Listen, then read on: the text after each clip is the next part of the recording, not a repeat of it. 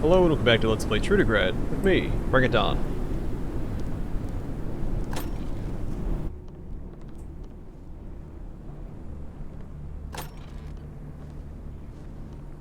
Let's see if we can steal this by getting stealthy.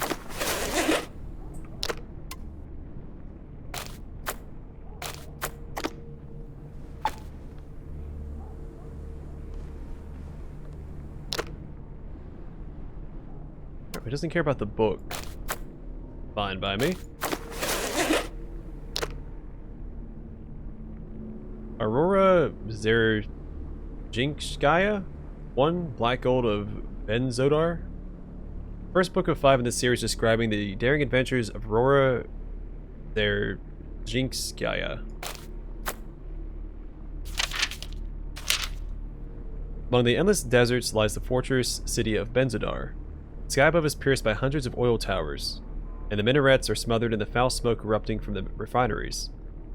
The city is exquisite, but its palaces are ringed by dire slums. Lush gardens behind the high walls of which fountains splash and naked dancers delight the eyes of the rich, sit next to low dens where beggars dream, puffing gasoline fumes through soiled rags. Benzodar's riches come from a railway line and a fleet of diesel locomotives that survived the war, feeding the ruined cities of the USSR with precious liquid fuel. There was some turmoil at the station just now.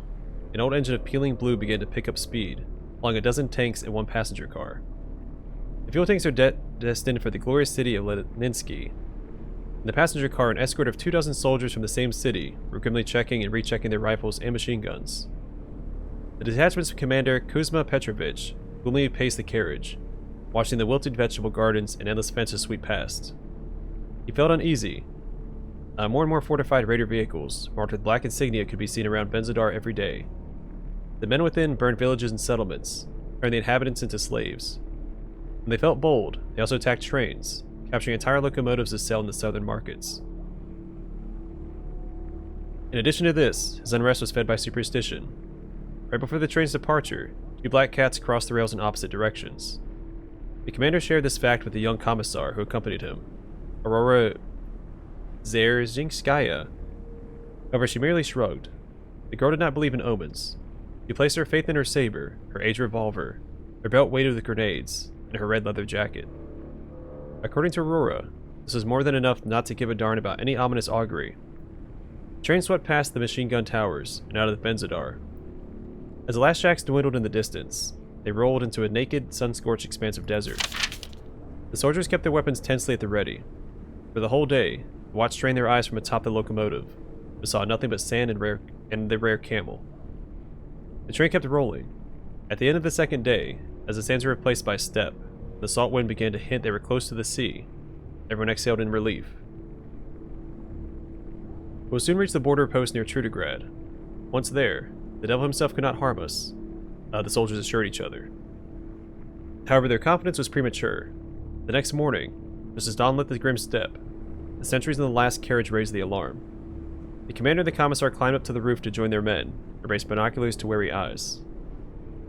At first, they could discern nothing apart from the usual dust clouds on the horizon, but a moment later, a dozen UAZ vehicles emerged one by one from the haze. Above each of them fluttered an insignia, black as an oil slick. Their hoods were decorated with sun-bleached bull skulls. That's really hard to say. Sun-bleached bull skulls. I was saying that 5 times fast. You know what's the same about us and Lenin in his mausoleum? We're both stuck for a good long time, Kuzma Petrovich said, and ordered his men to prepare for battle. Read more in the second entry in the series, Blood and Gasoline. Alright, so he's probably not going to be happy if I steal anything else, so we'll just talk to him, I think. Oh, I don't mind that vodka. Oh, there's 2 people in here. Добро пожаловать в Trudograd. A shaggy, unshaven big guy is gaily drinking with his mustache drinking buddy on the opposite side of the table. When he spots you, he gives you a wide smile. Good health to you, bud. Look at his collection of empty bottles. What's the occasion? The man chuckles and runs his broad hand through his unkempt hair. You think every drinking binge needs a reason? I don't know. Wouldn't hurt, I guess. Good for you if you think like that, but I don't need one. I don't need a reason no more. The big guy leans in, and a satisfied smile appears on his face. Because my whole life is one darn party. I'm not even being ironic right now. Okay then, can I ask you something else? I can answer some questions, if they're good enough. What's your name, big guy? Nikiforov. Simply Nikiforov. No first name. Let's leave it at that. Why? Where did you lose your name? Hell if I know. It just faded away from lack of use, I guess. The man shrugs, lifts his glass, makes a silent toast to something or someone. What do you do for a living? I'm drinking here. I also work in the docks unloading cargo. It's just that there's not much work in the winter. Winters now are not what they used to be back in the day. Not many ship captains risk traveling the sea this time of the year. Tell me about Trudograd. What can I tell about Trudograd? It's not a city at all. It's a hive or an anthill.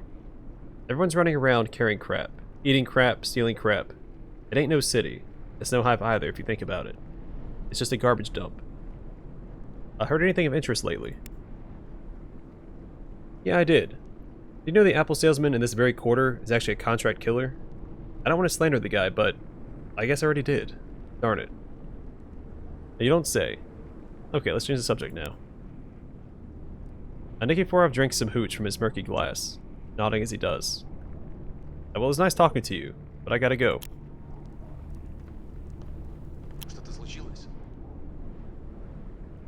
A short-mustached man is grimly drinking with his unshaven drinking buddy on the opposite side of the table. When he spots you, his eyes light up with hope. Sir, please don't walk by. I need your help. Help? With what? The mustached man visibly cheers up, hops off his stool. You see, I have a wee problem. Nothing too scary. Just that some flesh-eating jellies called aspics have infested my home, and I'm in need of a hero to get rid of them. The man sitting before him laughs as he pours some moonshine into his glass. Infested, right. On their own. Hee hee hee. Look, don't start this again. The reason for the infestation is of no relevance to this discussion. This information might be important to the task. Why did they infest your house? Well, you know mutants are everywhere nowadays. They just appeared one day and started... Heh. You brought the creatures inside yourself. Listen. He's trying to breed them and sell their offspring. And it was an amazing plan. Who could have guessed they'd escape their cages? They're formless lumps of jelly, dude. A dog with a head injury could see a cage wouldn't hold them. The man mumbles something and turns away. Uh-huh. So who would want to buy a flesh-eating jelly mutant? Traveling circuses, illegal fighting rings, and plenty of other people and businesses. Just think about it for a second. Imagine a huge arena. Two mighty aspics ooze out and begin beating the slime out of each other. How or why? Better to ask how or why not.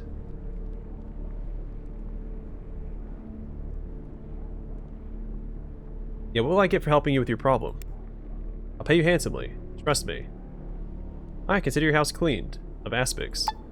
Thank you. I'll open the door for you. Just please be careful. These little monsters are more dangerous and less adorable than they look. Why didn't you call the police? I did. They said that since aspics don't have minds, or limbs, or bad intentions, they can't be classified as criminals. They suggested I contact pest control, but there is no pest control in Trudograd anymore. It was eliminated during the budget cuts years ago. In retrospect, I think they were laughing at me. Fine. Open the door and I'll do the rest. Alright, let's see where he takes us.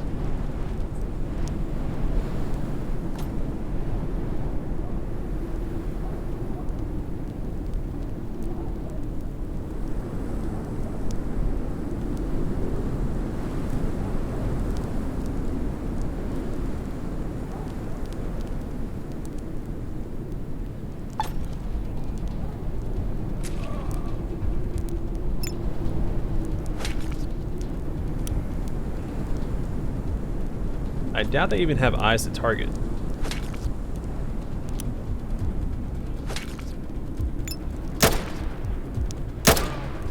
Hey, I've got backup.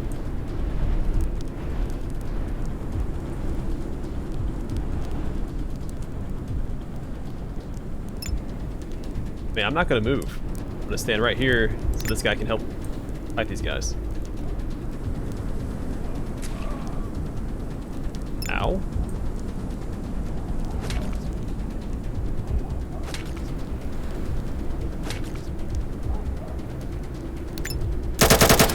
Okay, buddy. Why don't you calm down with the bullets?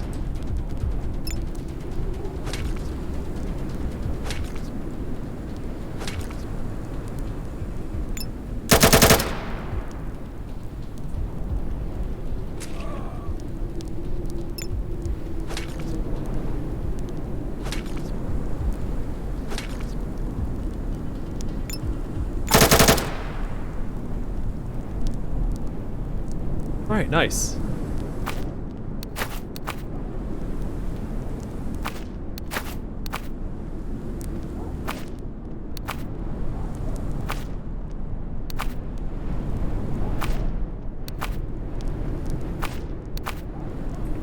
What does that stuff do?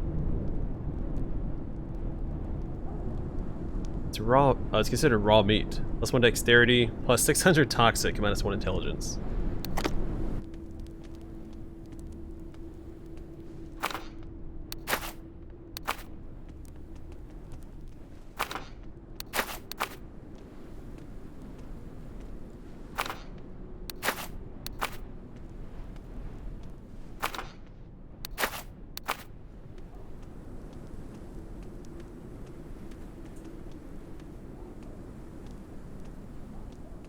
Alright, well, let's go get paid.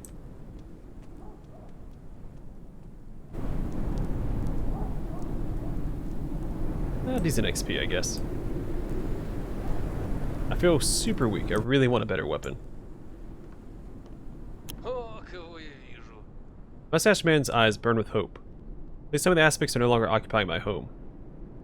Wait, can you answer a few questions first? I'm sorry. I can't think of anything except the gelatinous monsters that infested my home. Well, I, dealt with the problem, okay? Really? Amazing. Well, I'm sad that my noble pets died. I've come up with a new breeding plan for them now. This time it's going to go off without a hitch. No risk, only rewards. I don't doubt it. You going to pay me or what? Ah, yeah, sure thing. 300 rubles okay. That's not much of a reward, pal. You're right about that. Let me give you 100 more, as well as a can of delicious condensed milk. That must be enough, am I right? Of course I am. Yep, that's better. Give it here. Here you go. Thanks again. Tell me something about the city's mutants. Being the brainless animal-like mutants, they're most common in the sewers. You rarely see them wander out into the streets. I also heard there are some vampire-looking things hunting Trudogradians at night. That must be an urban legend. Maybe. I don't intend to find out. Outside the city walls, gangs of strange-looking hobos have been appearing more and more. They might be humanoid mutants, or simply homeless winos. They're usually followed by creepy-looking dogs. Now those things definitely have something wrong with them at a genetic level. You'll see what I mean if you take a gander outside. I also heard about the minefolk, supposedly short, stocky little men that live in an abandoned mineshaft nearby. They always carry hammers and picks around and mumble creepily, but they're harmless unless you provoke them. What's even weirder is despite this being a really common rumor, there are no mineshafts anywhere around Trudograd. That's about all I know. Our biggest local attraction is still the mysterious yet noble aspic, or gelatinous as they are also called. So if you want to breed mutants, breed one of those. They're a joy to behold. I see. Can you answer a few other questions for me? No problem. Fire away. What's your name, man? My name is long and it's very pretty, so you can address me as by my last name, Androshkin. What do you do for a living? I buy salt from a fishmonger in the outskirts, which I exchange for scrap metal at Yefim's place nearby. The metal I then resell to Narayanna, the merchant, and she fixes it up to look good as new. With that money, I go to Denian from the outskirts and buy 12 bolts of cloth and resell it to Guangzhou traders. Then I use that money to buy midget-sized suspenders, and the eyelids are growing heavier and heavier. As you stand there listening, feel your eyes close, and you descend into the lands of dream. Sleep while standing, as you're taught in Adam. In your dream, you see many strange things, from midgets in suspenders, to genes boiling in huge pots, and exotic birds flying around in cages that get exchanged for arrowheads. Everything dances around in a kaleidoscope of shapes and colors, until a loud sound startles you back to consciousness. Exchanging the pulp of the purple pumpkin for Mountain Pass of Woe's herb brandy, and hey, are you paying attention? Hey, 5 points of barter. After getting your bearings, you answer with a drowsy nod. Despite missing most of the story, you still feel like you've learned something new about the wondrous world of barter economy. What's going on in the city? Grim times is what? It's if everyone's waiting for something terrible to happen. Last time it was like this was just before the Great Plague of 2001. I heard any good rumors? People from the cult of Saint Soryoza are spending the winter by the Great War Memorial. Just last summer, people from Saint Slavic's cult stopped there. These two groups are dire enemies. Never miss a chance to call each other heretics. If they ever met, there'd be a big brawl in the square. No doubt about it. Alright, let's get out of here. Another job well done. Alright, let's finish clearing out the map, I think.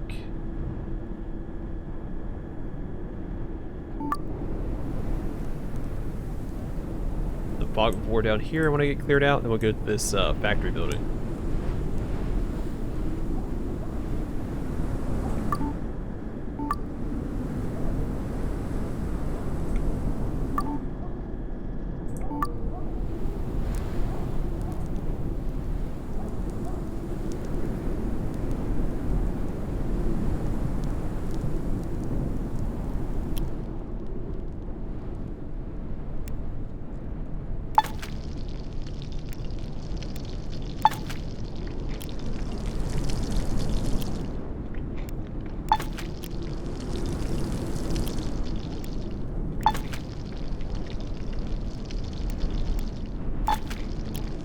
Alright, close enough.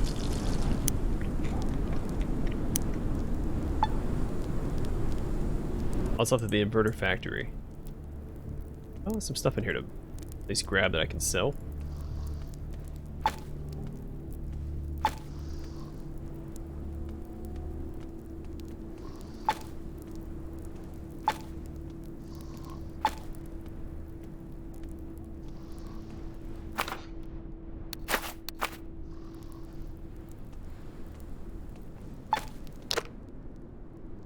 Alright, the plots of the Northern Elders. Written on cheap paper, this pamphlet tells about the insidious plans of some strange Northern Elders. The plots of the Northern Elders. Dear Trudogradians, we're in terrible danger. 2 days ago I had the displeasure of sharing a trolley with 3 dirty, foul-smelling, beastly Northern migrants. As an honest man, I, Sergei Alexandrovich Ufratov, never listened in the conversations of others. These savages were simply too loud for me not to overhear their heavily accented ramblings. They spoke of a secretive meeting of the so-called learned elders of northern lands, taking place that very night. From their tone, I quickly surmised that treachery was afoot. So, when they disembarked at the next stop, I stealthily followed, draped in the cloak of Mother Night.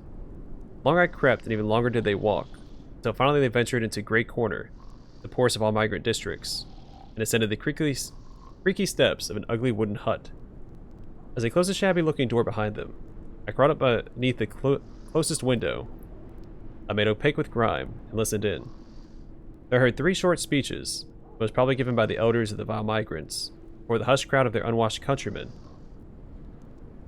The first elder spoke thus. The North makes men strong, women fertile, or those who are warmed by the hated sun. Like these Trudogradians, are born imbeciles and idiots, greedy and inhospitable, with women who are harrying all the wrong places.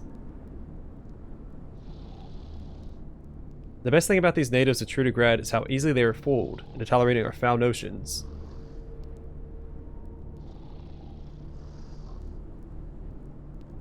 That are hated even by God.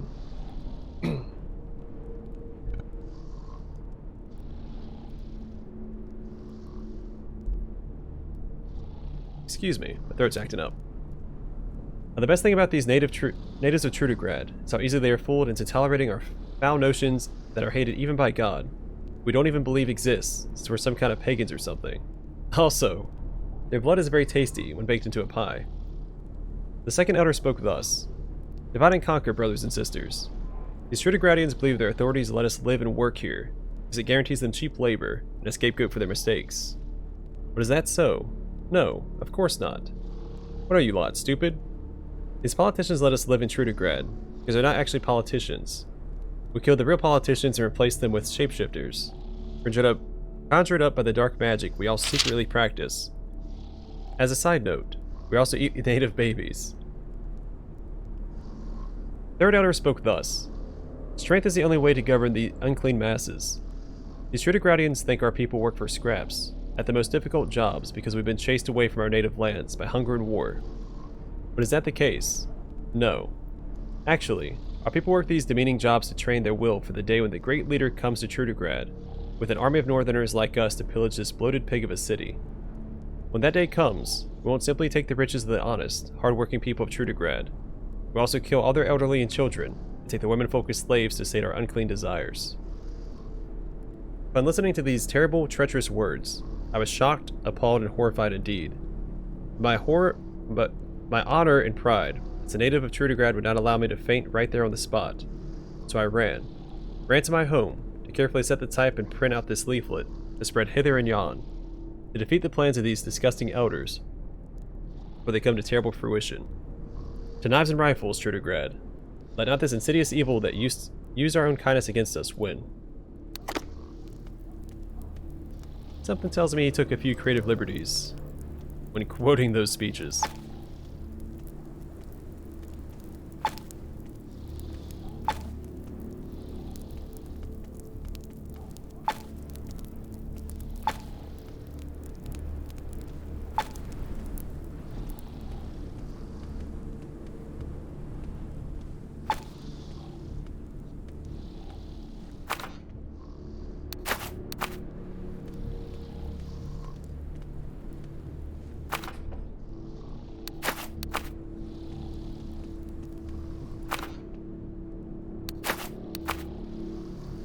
Once again over encumbered. There's a whole bunch of people in here to talk to as well. I wonder if I can wake them up.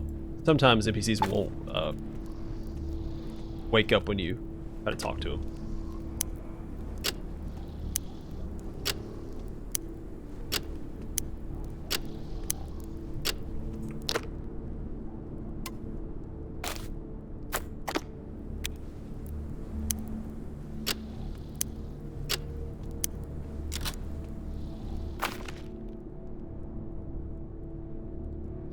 Oh, we got a rabbit's paw. Not going to use that. I can. Alright, Dream Mantra. Mysterious note with no less mysterious content. As my enemy falls asleep, I prepare to make him weep. My mantra shall his dream invade. Terror will his night pervade. Head on pillow, ready for my evil. Boars, obese dwarves. I'll make your sleep much worse. Oy vey doobie doo. All your nightmares will come true. Amen, amen, amen. I should probably take that. Huh, okay. I think we can go swing by the doctor one more time. Sell some stuff just to maintain our mobility.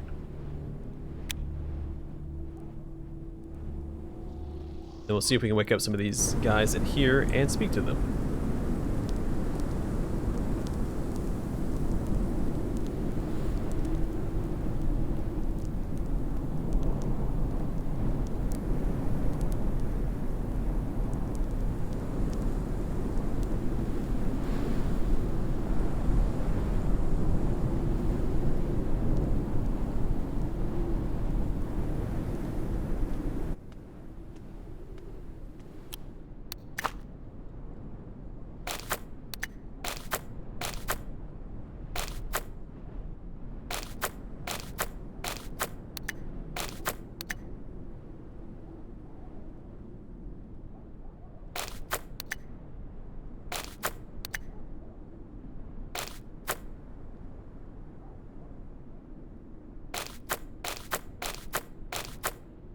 I'm actually losing a little bit of money trying to sell to him. He doesn't buy stuff for as much as other merchants do.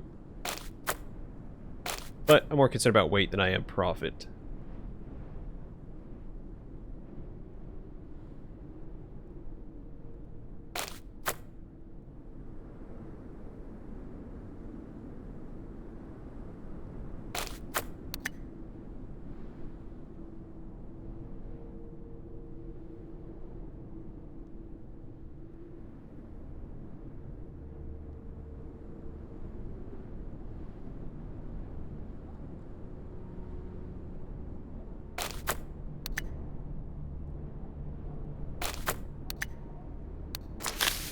Alright, that'll do for now. Those fish weighed a lot, so one of them was like 11 kilograms. Glad I got rid of that.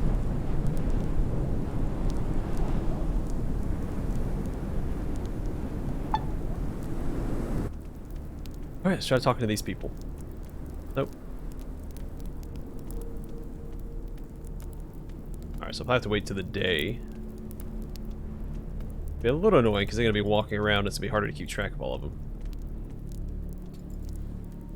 But I think that's everything in this area. Now do I go back here again? Don't think I can go any further that way, can I? Yeah, no, can't. Alright. Let's get back inside. We'll wait until daybreak.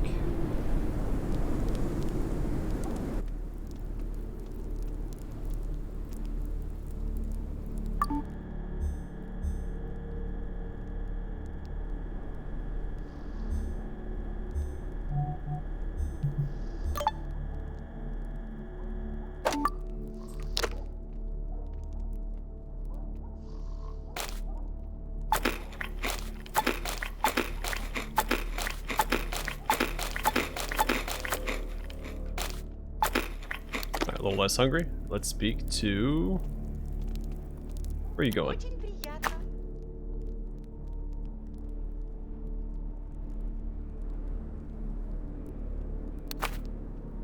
The woman stares surreptitiously as you approach, looking away only when you catch her in the act. She giggles and blushes.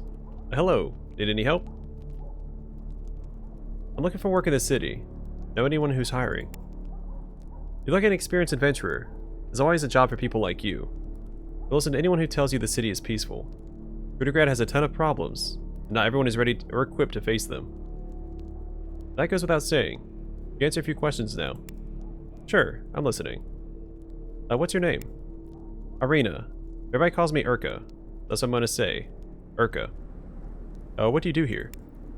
Or for the owner of this ruin. I'm his bookie, kinda. Right now I have to live in this common room, and I'm hoping to make enough money for a private apartment soon.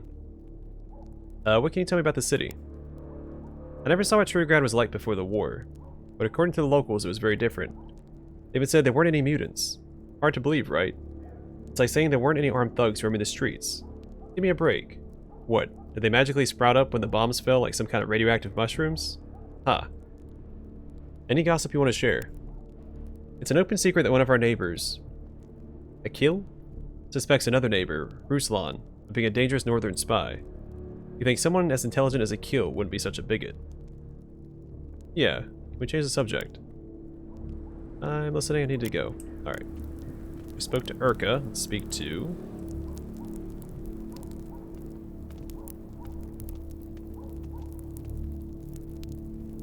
1, 2, 3, 4, 5, 6. I just want to keep a head count.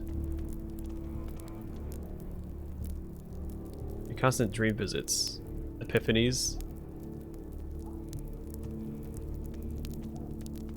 Do you understand that you're sick? Bakhta Mirov. So my poor old mother told me, don't do unto others what you don't want done unto yourself. Now look at yourself, Epiphanies. Unbelievable. Since you can't win in court, you're coming around accusing me of this other bullcrap. I don't know anything about your dreams. Stop appearing in them then. I'll just end this paranormal torture. I won't stop pursuing you in court. I'll at least leave you something. Gosh darn it, you're making me mad. Dude. One of these days, I swear. Just one more ounce of your bullcrap and I'll put your lights out. I don't doubt that at all, after all the crap you try to pull inside my nightmares. You monster. Hey everybody. Everyone, listen to this idiot. Not to worry. Our village finally has an idiot, and this is him. The people are on my side, Epiphanies. Besides, as a malicious spellcasting dark yogi, I'm guessing you have no friends. Oh my freaking god. I'm just telling it like it is. You know, keeping it real. Honk honk. Back to Mirov? You're a gosh darn clown. I know what I see in my dreams, Epiphanies. I never lie about that. My record is unblemished. Come on, you and I both know that's bullcrap. You missed your alloperidol this morning. And for the past several weeks? Something. I don't like pills. They make me choke. Stop your nightly attacks and I'll leave you in peace. Oh darn. You really are sick, dude.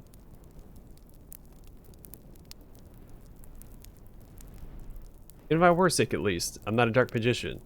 Cease your relentless assault my sanity, Epiphanies. There's no assault. Go to hell, you idiot.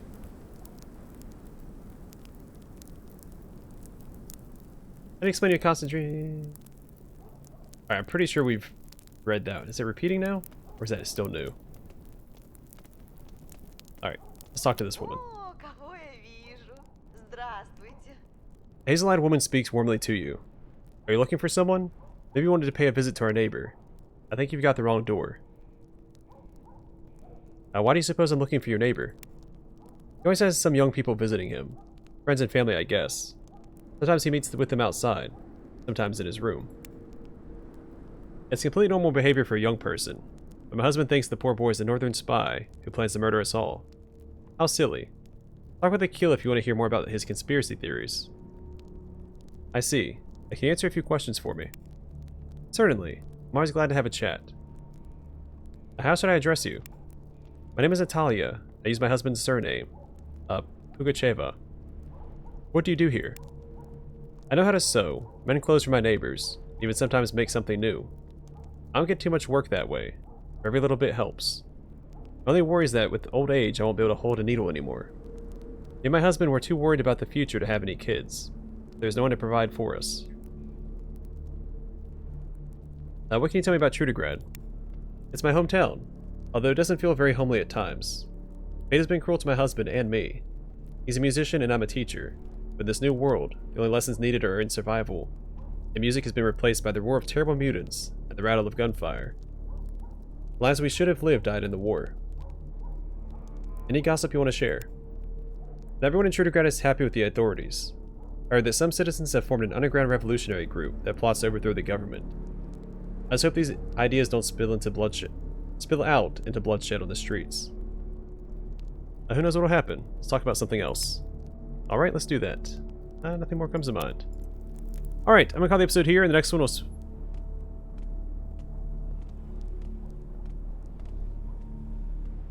speak to more NPCs in this area. More people have appeared during the day.